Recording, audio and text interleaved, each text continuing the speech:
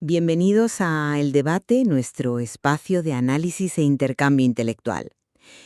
Imagina un terapeuta o un masajista brillante. Es el mejor de su ciudad, tiene, la intención absoluta de hacerse rico y de repente tiene a 50.000 clientes haciendo cola en su puerta. Lo tiene todo para ser millonario, ¿verdad? Bueno, pues resulta que no. Matemáticamente está abocado al fracaso o, peor aún, a morir de agotamiento. Y hoy analizamos por qué. Es la paradoja perfecta, ¿no? Tratar de diagnosticar por qué una persona prospera y otra se estanca económicamente a menudo nos lleva a buscar respuestas en los lugares equivocados. Y ese escenario, el de los 50.000 clientes, nos demuestra que el éxito financiero no es solo una cuestión de tener buenas intenciones. Exactamente. Pero el material que analizamos hoy, que es Los secretos de la mente millonaria de T. Harv Eker, nos propone que para resolver esa paradoja debemos mirar bajo la superficie. Vamos a abordar una tensión fascinante que recorre todo este texto, y es el reacondicionamiento del subconsciente, las raíces, lo invisible, el factor verdaderamente determinante para alcanzar la riqueza. Yo, personalmente, sostengo que sí. Y voy a argumentar que nuestro patrón del dinero, ese termostato interno invisible, es la causa fundamental de nuestra realidad financiera. Sin alterar este patrón mediante la conciencia, cualquier éxito externo será invariablemente saboteado. Ya, y yo sostendré que, si bien esa mentalidad es indiscutiblemente un prerequisito útil, la verdadera creación de riqueza emana de manera exclusiva de las decisiones estratégicas en el mundo físico. Me refiero a la escala del valor aportado al mercado, a la estructura de compensación y sobre todo a tu capacidad de promoción.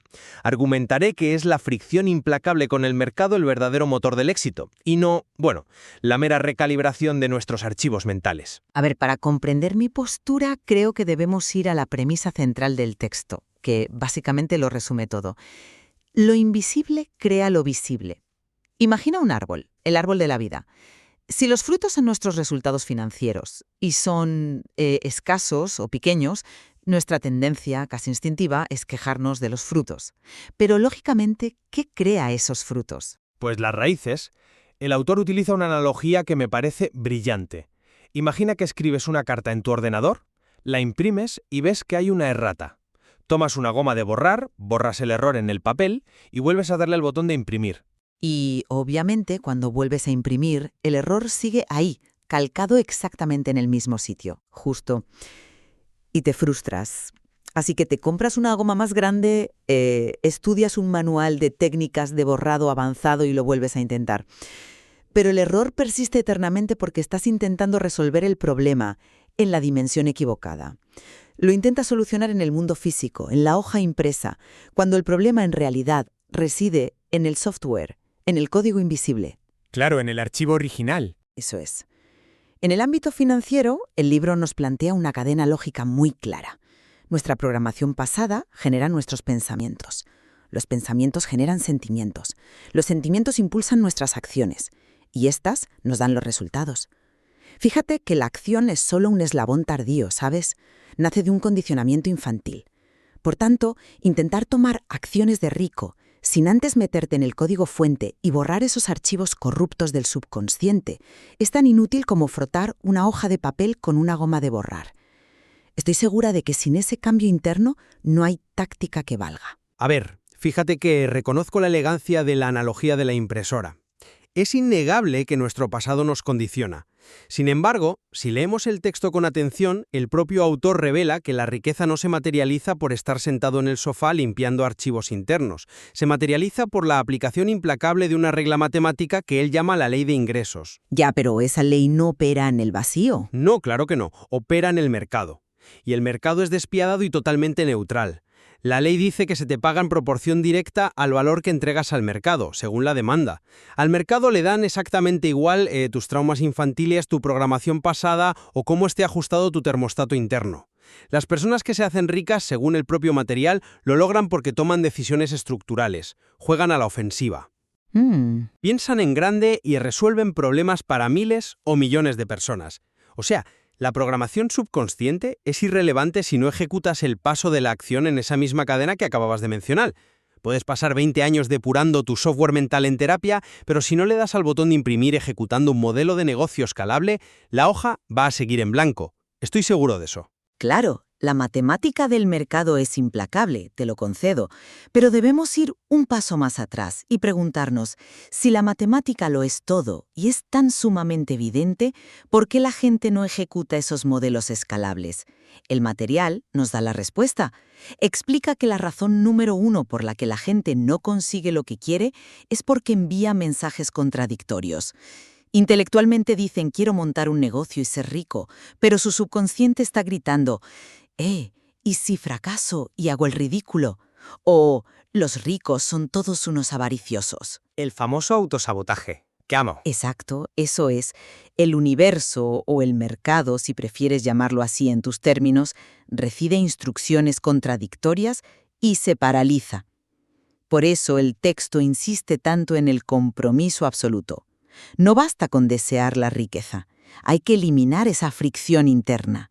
De ahí vienen las declaraciones físicas que propone el autor, eso de poner la mano en el corazón y verbalizar un nuevo principio para luego tocarse la cabeza. Las declaraciones, sí. No es magia barata, es un mecanismo fisiológico para alinear la frecuencia energética y erradicar esos bloqueos estructurales. Si no estás alineado por dentro, te aseguro que encontrarás la manera inconsciente de dinamitar cualquier estrategia perfecta que tengas entre manos. Vale. Entiendo el punto del autosabotaje. Y la verdad es que es un argumento muy persuasivo. Pero volvamos al escenario con el que abriste el programa, porque ahí es donde la teoría energética choca de frente con la física del mundo real, el masajista. A ver, Imagina a ese terapeuta, ha alineado perfectamente su subconsciente. Hace sus declaraciones a diario, se toca la cabeza, el corazón, no tiene ni un solo mensaje contradictorio. Su vibración es, digamos, impecable. Y el universo le responde enviándole 50.000 clientes a su puerta. ¿Qué ocurre ahí? pues que no puede atenderlos a todos. Exacto, su vibración energética no le sirve de absolutamente nada frente a la limitación física de intercambiar su tiempo personal por dinero. Se suicidaría de agotamiento tratando de dar esos masajes. Lo que resuelve el problema de la riqueza no es la frecuencia vibratoria, es la estructura estructural en el mundo físico. El autor contrasta esto brillantemente con el negocio de vender bolígrafos, ¿te acuerdas? Sí, claro. Si tienes un negocio escalable y te piden 50.000 bolígrafos, levantas el teléfono, llamas al proveedor y los entregas. La riqueza se materializa porque la estructura del negocio permite el apalancamiento.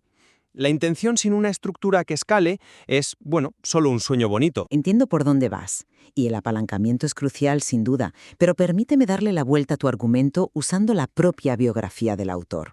Antes de dar el pelotazo y hacerse rico de verdad, Eker comprendía perfectamente las reglas del apalancamiento. Inició negocios de construcción, abrió tiendas minoristas, estaba tomando acciones masivas, invirtiendo capital, moviéndose en el mundo físico de forma agresiva. Pero ¿qué le ocurría una y otra vez? Ganaba una pequeña fortuna, el negocio parecía escalar, y al cabo de un año volvía a estar completamente arruinado. ¿Por qué fallaba la matemática del mercado si él sabía perfectamente cómo escalar? Hombre, el libro argumenta que era por su termostato financiero. Precisamente por eso. Su termostato subconsciente estaba ajustado al patrón de ingresos de su padre, que era constructor y vivía en un ciclo perpetuo de altibajos. Ganaba mucho, lo perdía todo. Inconscientemente, el autor recreaba ese drama. Su sistema nervioso no toleraba la estabilidad financiera. Así que ¿de qué le sirvió saber apalancar una empresa de construcción si su mente le obligaba a elegir malos socios, a gastar compulsivamente o a relajar la tensión en el peor momento solo para volver a la zona de confort de su termostato? El fracaso no estaba en la falta de ejecución mercantil, estaba en su archivo oculto. Ya. Si no elevas el termostato, cualquier riqueza adquirida mediante la mejor estrategia del mundo será purgada de tu vida. La mente siempre gana, es así. Hombre, no niego que ese patrón de altibajos sea real y destructivo. Es evidente. Pero si observamos cómo el libro nos enseña a romper ese termostato en la práctica, inevitablemente nos empuja de vuelta a la acción pura y dura. Pensemos en el principio fundamental que separa a ricos de pobres en el texto, la asunción de que yo creo mi vida, frente al papel de víctima.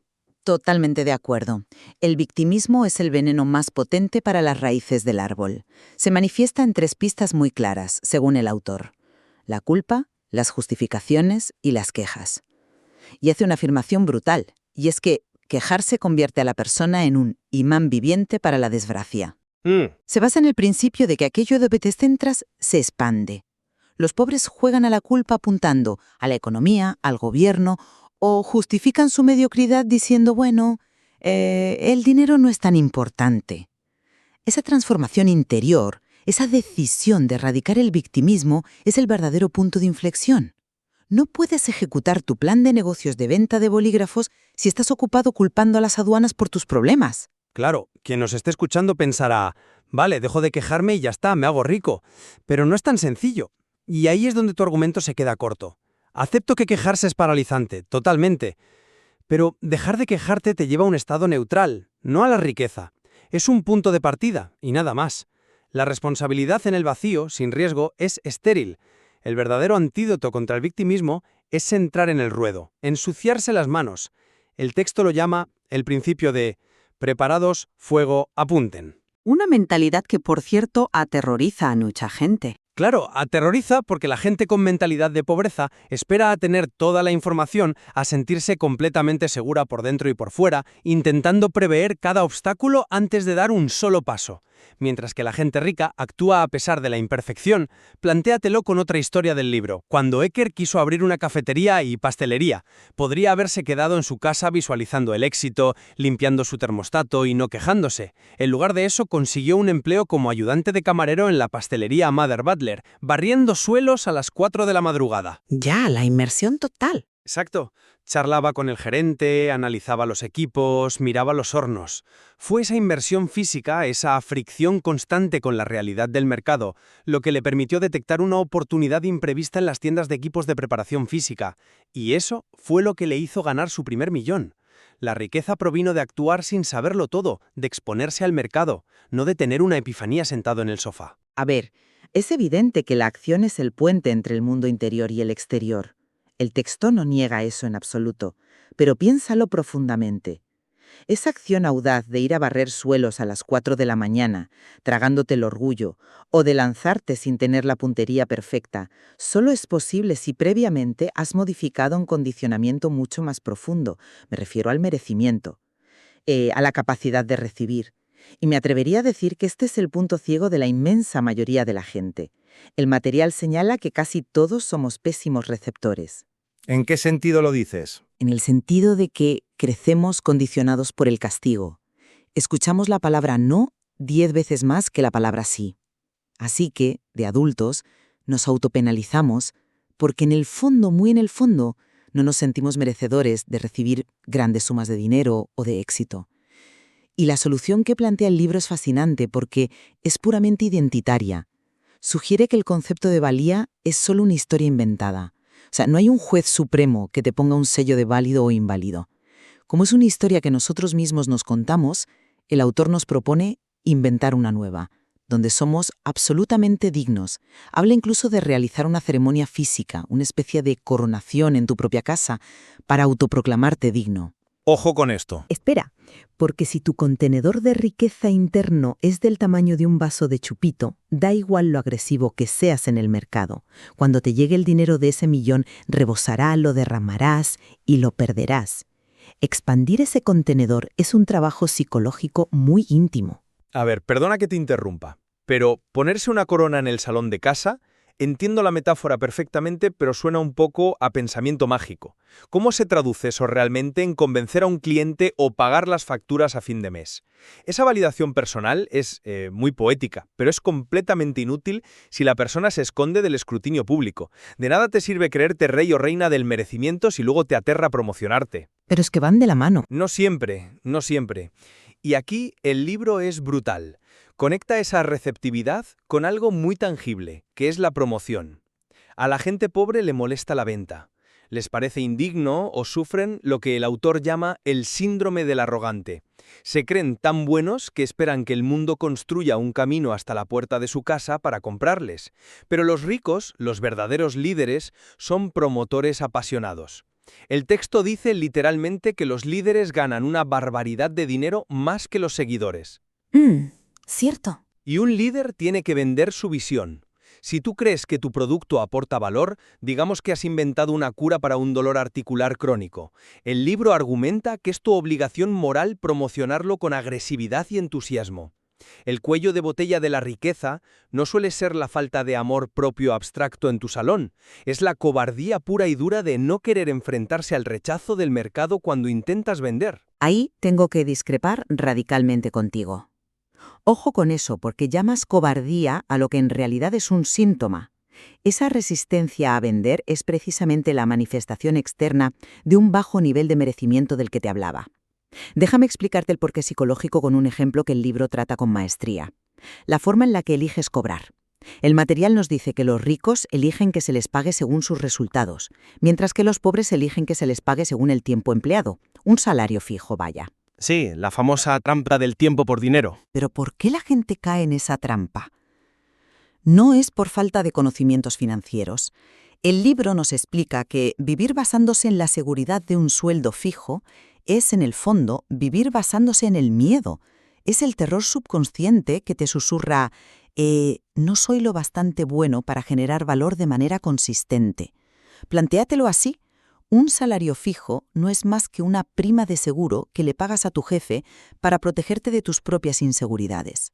Renuncias a la verdadera riqueza a cambio de la comodidad psicológica de no tener que demostrar tu valor en el mercado todos los días. Vaya, esa es una forma muy interesante de verlo. Es que es la raíz del asunto. En cambio, las personas con mente millonaria eligen trabajar a comisión, o por un porcentaje de los beneficios, o crean su propia empresa. Creen de forma tan inquebrantable en su valor y en su capacidad de entregar resultados que desprecian el techo de un salario.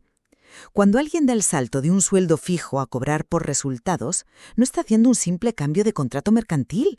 Está manifestando en el mundo físico un cambio sísmico en su identidad. El mercado no te inyecta esa confianza de repente.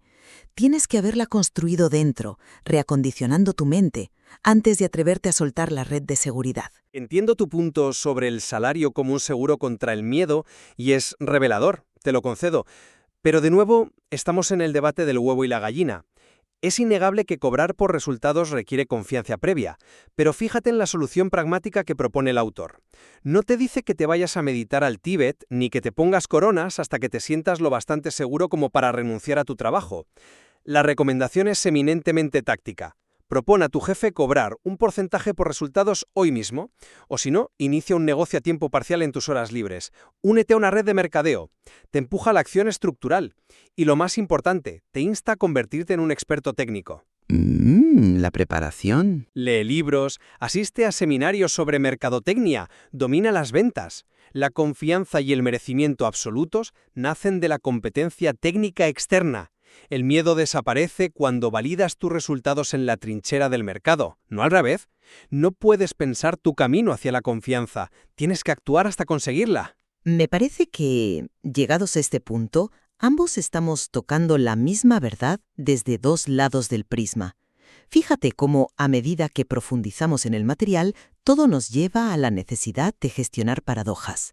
Si analizamos la estructura misma de nuestro debate, encontramos la síntesis en uno de los principios más reveladores del libro. Los ricos piensan. Las dos cosas. Claro, el fin de la dicotomía. Exacto. La gente pobre vive en un mundo de exclusión, operando desde la mentalidad de escasez. O tienes dinero o tienes significado en tu vida. O te enfocas en el crecimiento interior o te enfocas en el exterior. O raíces o frutos. Creo que el texto nos advierte que esta forma de elegir es una trampa mortal para la creación de riqueza. Al resumir mi postura, tengo que reafirmarme en que somos, en nuestra esencia, nuestro propio contenedor de riqueza. La tesis de que lo invisible crea lo visible rige todo el proceso. Quien nos escuche debe saber que sin ese arduo y muchas veces doloroso trabajo de identificar qué nos decían de pequeños sobre el dinero, desaprender esos miedos y reprogramar nuestro termostato, cualquier táctica empresarial será efímera. Puedes aprender las mejores técnicas de ventas del mundo, pero si tu software interior dice que no lo mereces, terminarás tirando piedras sobre tu propio tejado. El éxito exterior siempre buscará igualarse con nuestra realidad interior. Y, bueno, al sintetizar la mía, te doy la razón en que la clarificación de ese mundo interior es el salvavidas imprescindible para no hundir tu propio barco. Es el escudo contra el autosabotaje. Sin embargo, me mantengo firme en que este texto es ante todo un manual implacable de ejecución en el mundo físico. Un contenedor vacío, por muy bien equilibrado y libre de traumas que esté, no genera dólares ni euros. Ya, eso es innegable. La riqueza exige pensar en grande, que en términos prácticos significa salir a resolver problemas masivos. Exige promocionarte sin pedir perdón, arriesgarte a disparar la flecha antes de estar totalmente preparado y abandonar esa ilusión tóxica de seguridad que te da cambiar tu tiempo por dinero. La verdadera prosperidad solo estalla cuando tu acción física entra en fricción con las demandas del mundo real. Y creo que ahí radica la genialidad que hace que este libro resista el paso del tiempo. Hay una convergencia profunda en sus páginas. Nos exige operar en planos múltiples simultáneamente. La maestría que propone T. Harv Eker requiere que calibremos esa profundidad de cirujano para sanar nuestro subconsciente mientras mantenemos la audacia de un guerrero para ejecutar en el mercado. Totalmente. Sugiere que debemos tener la capacidad mental de mirar a través de un microscopio hacia nuestro pasado y al mismo tiempo usar un telescopio para proyectar la magnitud de nuestro impacto futuro. Hay muchísimas capas en este material para que cada oyente explore y descubra dónde está su cuello de botella particular, ya sea en su mente o en su modelo de negocio. Así es. Quien nos esté escuchando, la próxima vez que te sientas frustrado por los números de tu cuenta bancaria, recuerda que estás mirando los frutos. Tal vez no necesites frotar la hoja con más fuerza. Tal vez sea el momento de revisar el código invisible que la está imprimiendo y a la vez asegurarte de que el mensaje que vas a imprimir aporta un valor masivo al mundo. Gracias por acompañarnos. Nos vemos en la próxima discusión.